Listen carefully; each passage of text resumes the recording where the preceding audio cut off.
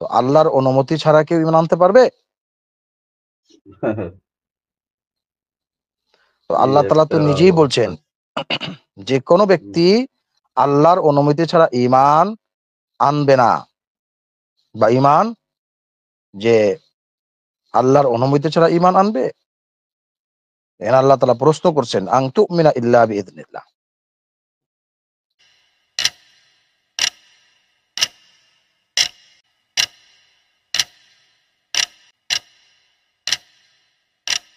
কথা কি বলছে আপনাদের আমি আরেকবার একটু শোনাই। পরকালে খোদা তাআলার দয়া হয়, তাইলে হয়তো বলছে যদি পরকালে খোদা তাআলার দয়া হয়, খোদা তাআলার দয়াতে কেউ জান্নাতে যাইতে পারবে না, বা বেহেশতে যাইতে পারবে না, স্বর্গে যাইতে পারবে না। এই কথাটা সে ভুল বলছে। যেহেতু সে হিন্দু, ইসলাম সম্পর্কে তার পড়াশোনা পুরোপুরি ক্লিয়ার না, ক্লিয়ার কাট না, ছাড়া ছাড়া পড়া, বা এই যে মোল্লাদের কাছ থেকে টুকটাক শিখে শিখে ওইভাবে পড়া, তো এই কারণে ক্লিয়ার কাট অথেন্টিক নলেজ তার মধ্যে নাই। সে বলছে যদি খোদা তাআলার দয়া হয়, খোদা তাআলার দয়া হলে কেউ জান্নাতে যাইতে পারবে না। কেন আপনি প্রশ্ন করতে পারেন যে সারা জীবন তো শুনে আসলাম যে আল্লাহ দয়া করে আমাদেরকে জান্নাতে দেবে, আল্লাহর দয়া ছাড়া তো আসলে কেউ জান্নাতে যাইতে পারবে না। তার সপক্ষে একটা হাদিস ওই যে আমি প্রায় বলি, যে তাবলিগ জামাতে শিখেছিলাম, যে এক ইহুদি সে 500 বছর আল্লাহর ইবাদত করেছে, করার পরে সে জান্নাতে যাবে। সে তো কনফিডেন্ট যে আমি 500 বছর ইবাদত করেছি, আল্লাহ ওইখানে বেহেশতি গাছ দিছিল, কি ফল দিছিল, সেই ফল খাইতো আর আল্লাহর ইবাদত করতো। ইবাদত করা বলতে আপনি তো বুঝতেছেন, মানে নামাজ রোজা এগুলো করে বেড়াইতো আর তসবিহ টিপে বেড়াইতো। তো হাসরের মাঠে সে তাকে বলতেছে, বান্দা তুমি জান্নাতে যাইতে চাও কিভাবে? তো বলছে আমি তো আমল করছি, আমি আমলের বিনিময়ে যাব। শোনাই। পরকালে খোদা তাআলার দয়া হয়, তাইলে হয়তো বলছে যদি পরকালে খোদা তাআলার দয়া হয়, খোদা তাআলার দয়াতে কেউ জান্নাতে যাইতে পারবে না, বা বেহেশতে যাইতে পারবে না, স্বর্গে যাইতে পারবে না।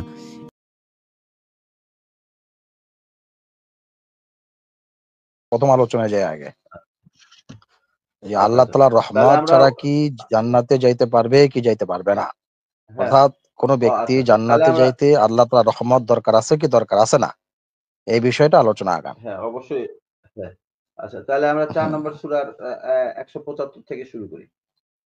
হ্যাঁ 175 থেকে শুরু করেন আর টেনে বলেন ইনশাআল্লাহ। আচ্ছা, এই যে দেখেন আল্লাহ তাআলার রহমত ছাড়া ঈমানই আনা যাবে না। অতঃপর আরেকটা আমি পড়ে দিচ্ছি, আপনি একটু যারা অর্থ করে দেবেন একটা, হ্যাঁ কারণ একটা আরবিটা না পড়লে অনেকেই বুঝবে না যে আল্লাহ কি বলছেন এখানে। আল্লাহ তাআলা বলতেছেন যে ফাআম্মাল্লাযীনা আমানু বিল্লাহি ওয়া আতাসিমু বিহি ফাসায়াদখুলুহুম ফি রাহমাতিন মিনহু ওয়া ফাদলি ওয়া ইয়াহদিহিম ইলাইহি সিরাতাম মুস্তাকিমা। এখানের মূল অবস্থাটা হলো ফাসায়াদখুলুহুম ফি রাহমাতিহি, এই যে রাহমাতিহি, রাহমাতিন মিনহু ওয়া ফাদলি ওয়া ইয়াহদিহিম ইলাইহি সিরাতাম মুস্তাকিমা। জি, এখন আপনি অনুবাদ করে বলেন ইনশাআল্লাহ। জি ধন্যবাদ। দেখেন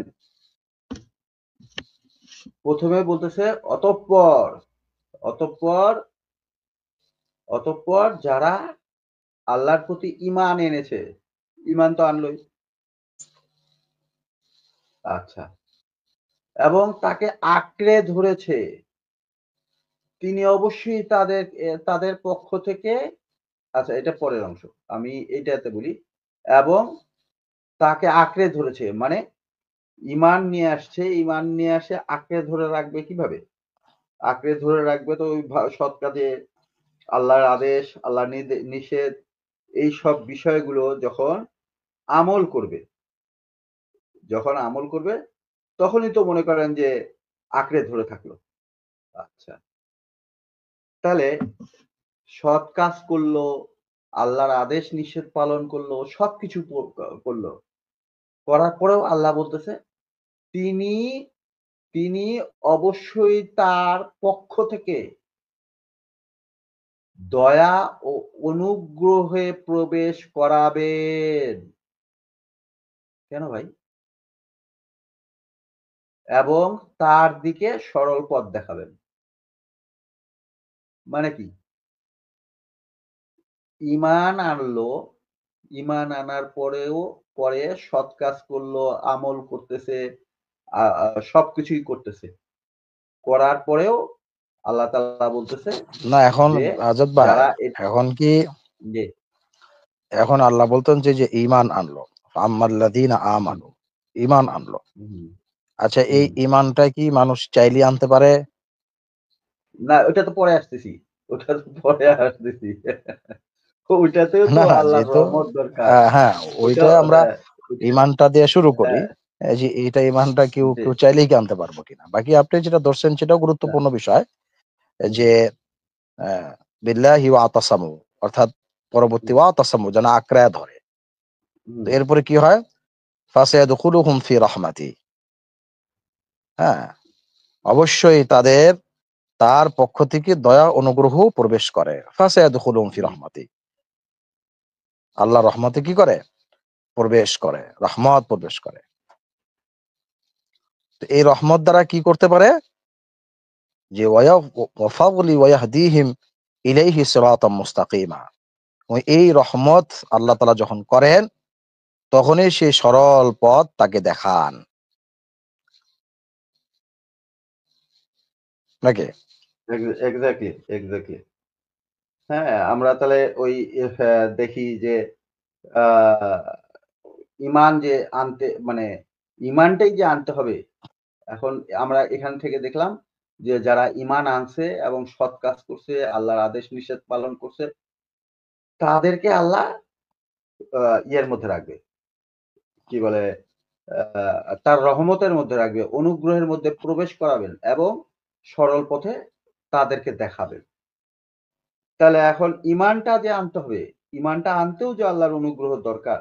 তাহলে আমরা একটু সেই ইয়ে থেকে কোরআন থেকেই দেখি। হুম, এটা তেলাওয়াত করি। ১০ এর ১০০ নম্বর আয়াতটা দেন। এরপর আপনি এটা দিয়েন। আচ্ছা, আচ্ছা।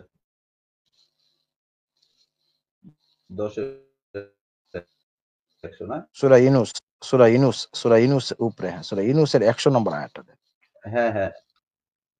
এই যে দে নে হুম। জি পড়েন। দেখেন এখানে আল্লাহ তাআলা কি বলতেছেন? ওয়া মা কানা লিনাফসিন আন তু'মিনা ইল্লা বিইذনিল্লাহ ওয়া ইয়াজআলুর রিজসা আলাল্লাযিনা লা ইয়ালামুন লা ইয়াকিলুন। আল্লাহ কি বলছেন যে আর কারো পক্ষে সম্ভব নয় যে ওয়া মা কানা লিনাফসিন, আর কারো পক্ষে সম্ভব নয় যে আল্লাহ অনুমতি ছাড়া ঈমান আনবে, এবং যারা বোঝে না তিনি আযাব চালিয়ে দিবেন তাদের উপর। তাহলে আন তু'মিনা ইল্লা বিইذনিল্লাহ, তো আল্লাহর অনুমতি ছাড়া কেউ ঈমান আনতে পারবে? তো কি আল্লাহ তাআলা তো একটা নিজেই অবস্থা। বলছেন যে কোনো হুম, ব্যক্তি আল্লাহর অনুমতি ছাড়া ঈমান আনবে না, বা ঈমান যে আল্লাহর অনুমতি ছাড়া ঈমান আনবে। এখানে আল্লাহ তাআলা প্রশ্ন করছেন আন তু'মিনা ইল্লা বিইذনিল্লাহ। তাহলে এই আয়াত থেকে আমরা বুঝতে পারলাম যে আল্লাহ তাআলার অনুমতি ছাড়া, আল্লাহ তাআলার রহমত ছাড়া, দয়া ছাড়া কোন মানুষ ঈমান আনতে পারে না। জি।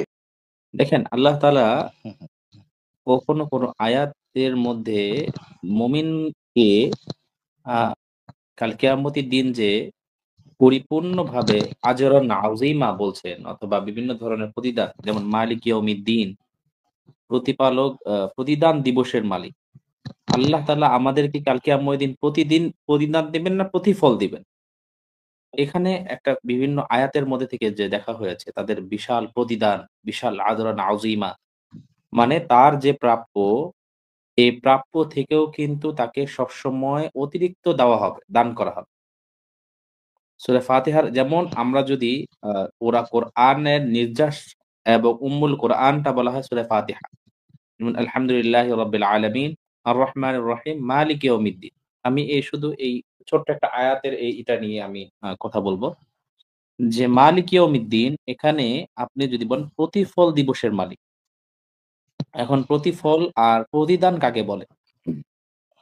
কোন একটা মানুষ তার কাজের কারণে ওই কাজের পরিপ্রেক্ষিতে কোনো সরাসরি তাকে প্রতিদান যদি কেউ না হয়, তার যে প্রাপ্য, সে প্রাপ্য যদি সে নিতে চায় তাহলে সেটাকে বলে প্রতিদান।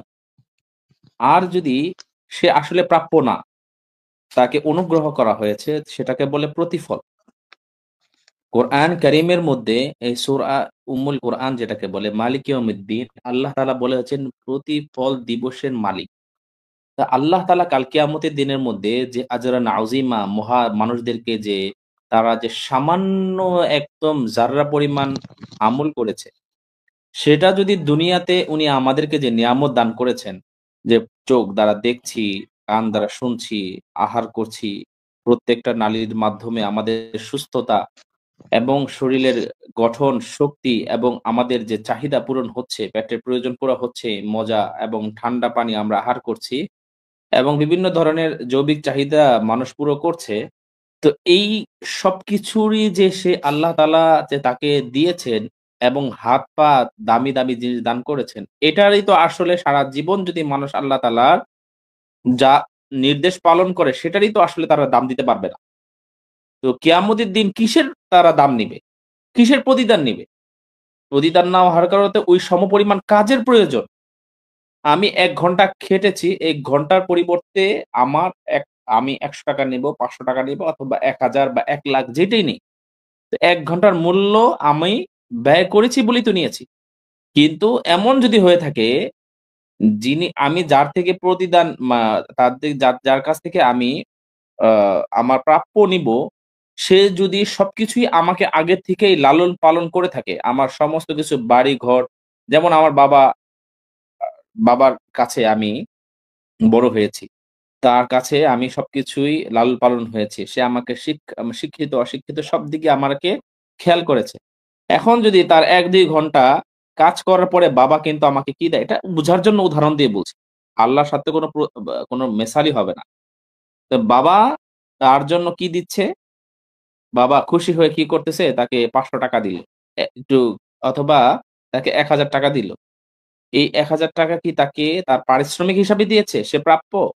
কক্ষনো না। কারণ তাকে যে এত লালন-পালন করা হয়েছে, সে এদের থেকে ১,০০০ না। সে যদি ২, ৩, ৫, ১০ সারা জীবনই তার বাবার জন্য কিছু করে থাকে, সেটাও ওইটার তার বাবার ঋণ পরিশোধ হবে না। তো তেমনিভাবে আল্লাহ তাআলা তো আরো আমাদের সবার, আমার বাবা, আমাদের মা, আমাদের সকলের স্রষ্টা। তো আল্লাহ তাআলার সামান্য কিছু হুকুম পালনের মাধ্যমে আমাদেরকে যা দান করবেন, জান্নাত। তো এই জান্নাতের আমরা যদি বলি আমরা বিনিময়, আমরা আমল করছি এই বিনিময় আল্লাহ থেকে নিবো এবং এটা আমরা প্রাপ্য, এটার থেকে অধম এবং এটার থেকে মূর্খতা আর কিছুই হতে পারে না। এজন্য মালিক ইয়াউমিদ্দিন, আল্লাহ তাআলা এই আয়াতের মধ্যে শুধু এই মালিক ইয়াউমিদ্দিন শব্দটা কেউ যদি বুঝে, আমার মনে হয় আজকে আপনারা তো আরো মাশাআল্লাহ আরো অনেক আয়াত দ্বারা আ আ মানুষকে পুরা এই লাইফটা খুবই সুন্দরভাবে সাজিয়েছেন। আরো শত, শত আয়াত আপনারা চাইলে আরো আনতে পারবেন। কিন্তু যতটুকু আয়াত দিয়েছেন এটা আমার মনে করি অনেক। তো আমি এটাই বলব, মালিক ইয়াউমিদ্দিন, আল্লাহ তাআলা বলছেন কাল কিয়ামতের দিন তোমাদেরকে আমি, তোমরা যেটা প্রাপ্য না, যেটা তোমরা ডিজার্ভ করো না, তোমার সামর্থ্য মতো তুমি যতটুকুই আমল করেছো তার প্রতিদান হিসাবে তোমাকে এমন কিছু দিব যেটা তোমার চোখ কখনো প্রত্যাশা করে না। তো এইজন্যই কোরআন বুঝার জন্য কেউ যদি হেদায়েত প্রাপ্তর জন্য একটা শব্দ, একটা আয়াতই তার জন্য যথেষ্ট। তো আল্লাহ তাআলা কাল কিয়ামতে আমাদেরকে যে জান্নাত দিবেন সেটা আমাদের কোনো কর্মের কারণে নয়। এটা আল্লাহ তাআলা আমাদেরকে দান করবেন। এটা শুধুমাত্রই আল্লাহ তাআলার করুণা এবং অনুগ্রহ।